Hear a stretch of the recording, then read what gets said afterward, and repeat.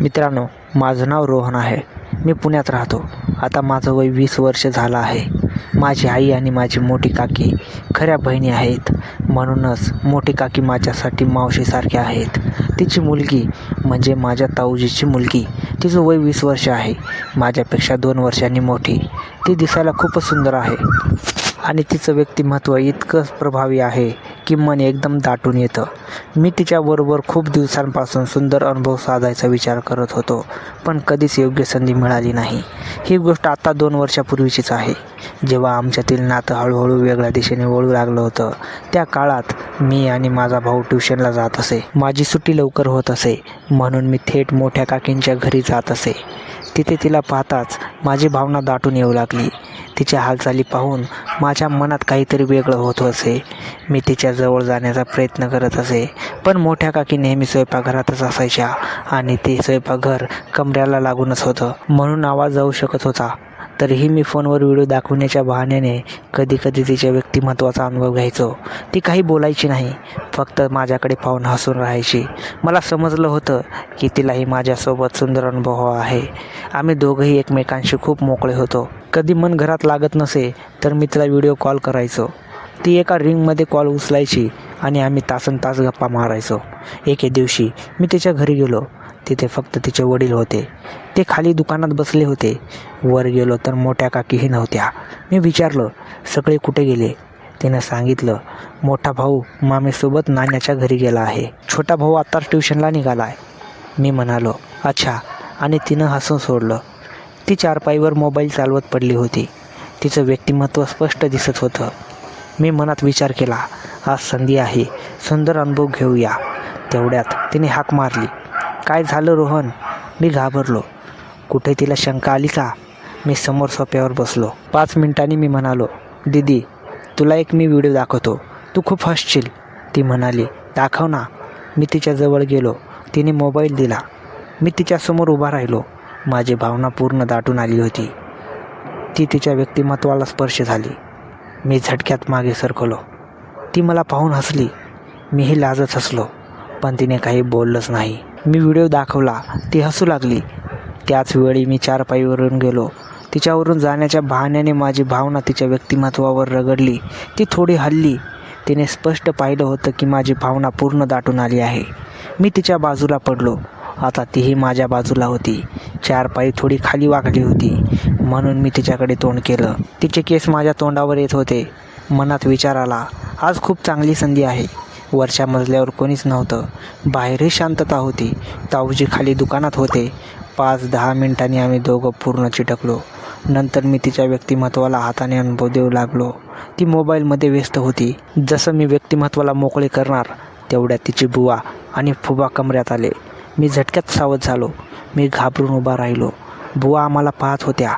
मी विचार केला, तिने काही पाहिलं का? पण काही झालं नाही. बुवा स्वयंपाकघरात गेल्या. मीही कमऱ्यातून बाहेर पडलो. दीदीला बाय म्हणून घरी आलो. सगळा मूड खराब झाला. लवकरच दुसरी संधी मिळाली. आमच्या घरी माझ्या मोठ्या बहिणीचं लग्न होतं आणि तेव्हा थंडीचा हंगाम होता.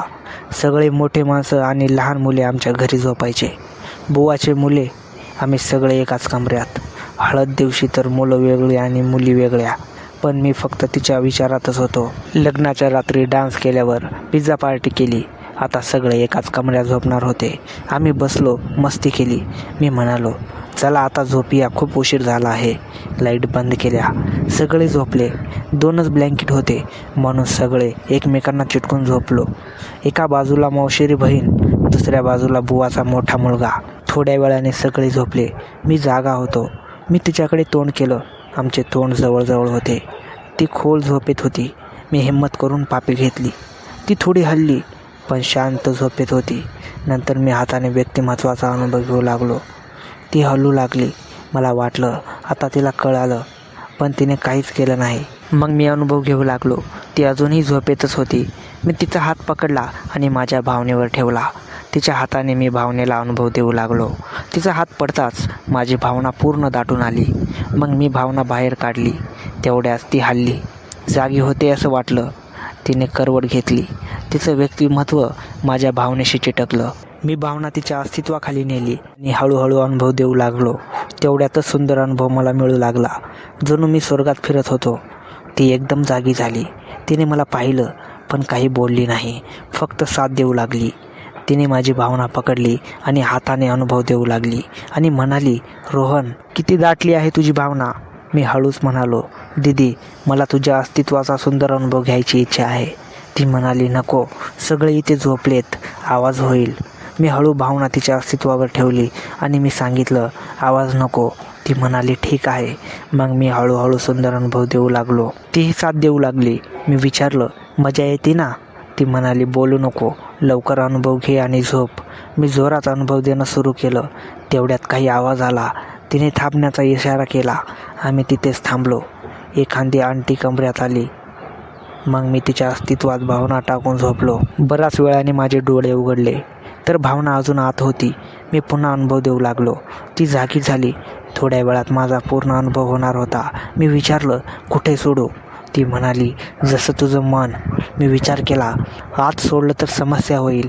शेवटी मी तिच्या अस्तित्वाच्या थोडं वर रंगाच्या 5-6 पिचकाऱ्या सोडल्या. मग आम्ही तयार झालो आणि झोपलो. सकाळ झाली. सगळे खोलीत गेले. मी तसाच पडलो. अर्धा तासाने उठलो तर कोणीच नव्हतं. मी खाली गेलो.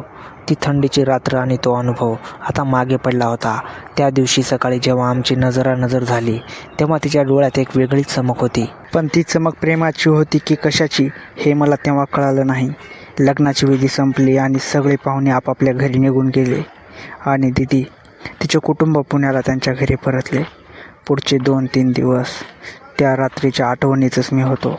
पण 4थ्या दिवशी सकाळी मला दीदीचा फोन आला. तिचा आवाज थरथरत होता. ती फक्त एकच म्हणत होती, रोहन, तातडीने पुण्याला ये, कुणालाही काही न सांगता, खूप मोठी अडचण झाली आहे. तिने फोन ठेवला. माझ्या मनात शंकेची पालचूक चुकली. मी घराच्यांना न सांगता मी कॉलेजला जात आहे, काही काम आहे आणि असं सांगून मी पुण्याला निघालो. मी तिच्या घरी पोहोचलो तेव्हा संध्याकाळ झाली होती. काका दुकानात होते आणि काकी कोणाच्या तरी अंत्यविधीला गेल्या होत्या. दीदी घरात एकटी होती. पण तिचं रूप पाहून मी हादरलो. ती सुंदर दिसणारी मुलगी आज पूर्णपणे विखुरलेली होती. तिचे डोळे सुजलेले होते. काय झालं दीदी, मी विचारलं. तिने मला तिच्या खोलीत नेलं आणि आतून दार बंद लावून घेतलं. तिने कपाटातून एक जुना कॅमेरा काढला आणि मला एक व्हिडिओ प्ले करून दाखवला. तो व्हिडिओ पाहून माझ्या मनावर काटा आला.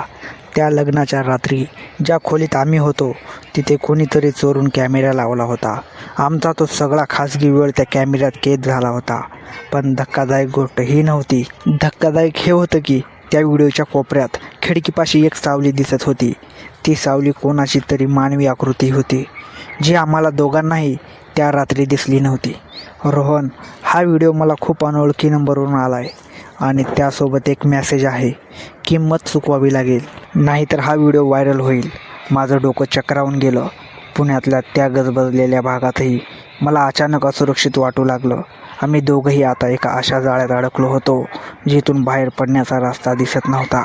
कोणी केलं असेल हे, मी विचारलं. तिने हळूच खिडकी बाहेर बोट दाखवलं. समोरच्या जुन्या वाड्याच्या गच्चीवर एक माणूस उभा होता. त्याने काळा कोट घातला होता आणि तो आमच्या खिडकीकडे पाहत होता. आम्ही बघताच तो मागे सरकला. त्याच रात्री मला माझ्या फोनवर एक मेसेज आला. रोहन, तुझा अनुभव खूप महाग पडणार आहे.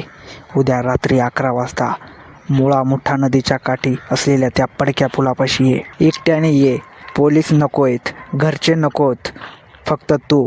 आता हे प्रकरण फक्त एका गुन्ह्याचं राहिलं नव्हतं, तर ते एका मानसिक छळाचं रूप घेतलं होतं. तो माणूस आम्हाला का त्रास देत होता? त्याला फक्त पैसे हवे होते की अजून काही?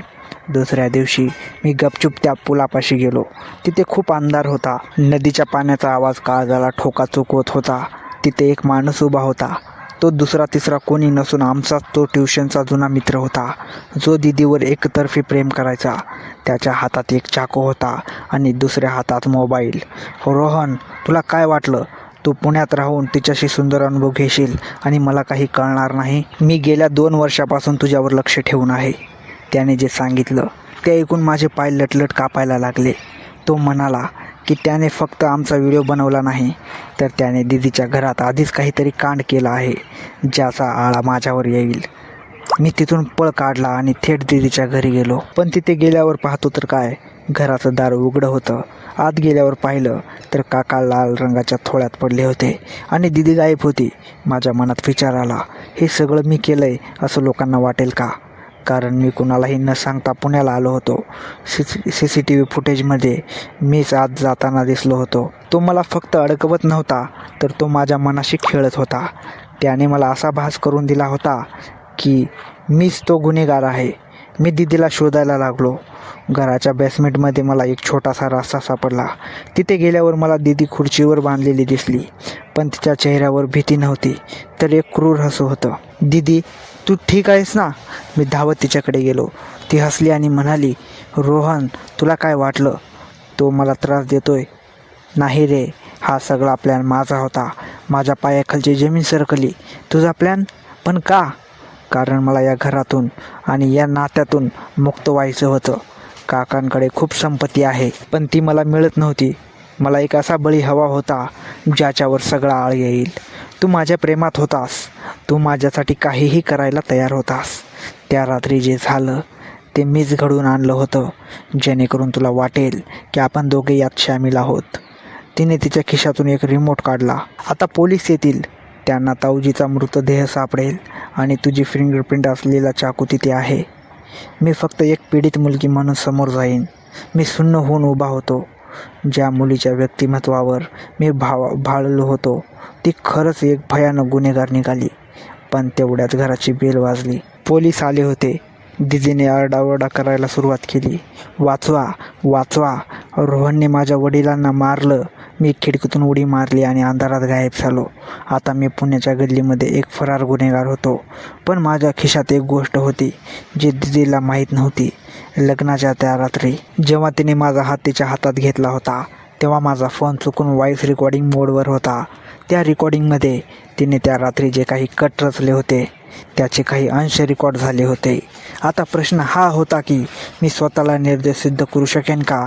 की दीदीचा हा गेम मला कायमचा तुरुंगात धाडेल? आणि तिचा तो मित्र कोण होता? तो खरंच तिचा शत्रू होता की तिच्या प्लॅनचा एक भाग होता? मित्रांनो, या कथेचा पुढचा भाग तुम्हाला तेव्हाच पाहायला मिळेल जेव्हा तुम्ही कमेंटमध्ये भाग 2 पाहायचा आहे असं लिहाल. या व्हिडिओला जर 50 फक्त लाईक्स मिळाले तर अगदी उद्याच भाग 2 मी घेऊन येईन. मग वाट कसली पाहताय? लगेच कमेंट करा आणि लाईक करा. धन्यवाद.